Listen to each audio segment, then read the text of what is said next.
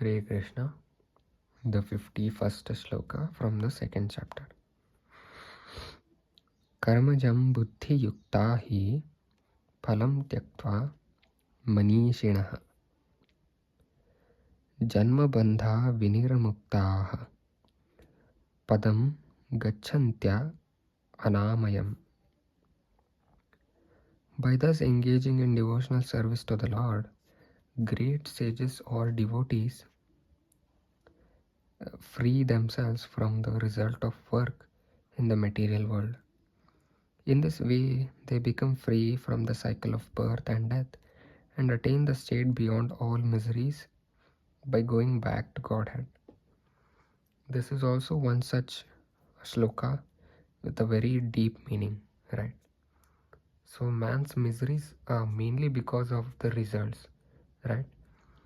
If one thinks that uh, his duties are not good and he thinks that he's doing sinful activities, he's worried about the results of his work, right? Then one such person is surely entangled in the Maya, I would say, right? So it becomes oneself. So the main purpose is to free ourselves from the results of our work, right? So that is only possible with Krishna consciousness. Let's read the purport to get a clear meaning. The liberated living entities belong to that place where there are no material miseries.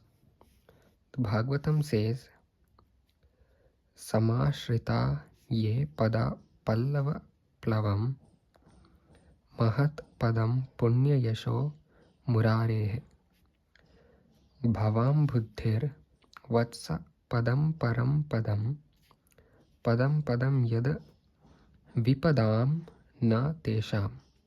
For one who has accepted the boat of the lotus feet of the Lord, who is the shelter of the cosmic manifestation and is famous as Mukunda, or the giver of Mukti, the ocean of the material world is like the water contained in calf's footprint. Parampada, or the place where there are no material miseries, or Vaikuntha, is his goal, not the place where there is danger in every step of life. Owing to ignorance, one does not know that this material world is a miserable place where there are dangers at every step. Out of ignorance only, less intelligent persons try to adjust to the situation by fruitive activities, thinking that the resultant actions will make them happy. They do not know that no kind of material body anywhere within the universe can give life without miseries. The miseries of life, namely birth, death, old age, and diseases, are present everywhere within the material world.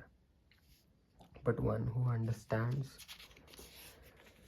his real constitutional position as the eternal servitor of the Lord and thus knows the position of the personality of Godhead, engages himself in the transcendental loving service of the Lord. Consequently, he becomes qualified to enter into the Vaikuntha planets, where there is neither material, miserable life nor the influence of time and death. To know one's constitutional position means to know also the sublime position of the Lord. One who wrongly thinks that the living entity's position and the Lord's position are on the same level is to be understood to be in darkness and therefore unable to engage himself in the devotional service of the Lord. He becomes the Lord himself and thus paves the way for the repetition of birth and death. But one who understanding that this position is to serve, transfer himself to the service of the Lord, at once becomes eligible for Vaikuntha Loka. Service for the cause of the Lord is called Karma Yoga or Buddhi Yoga, or in plain words, devotional service to the Lord. Hare Krishna.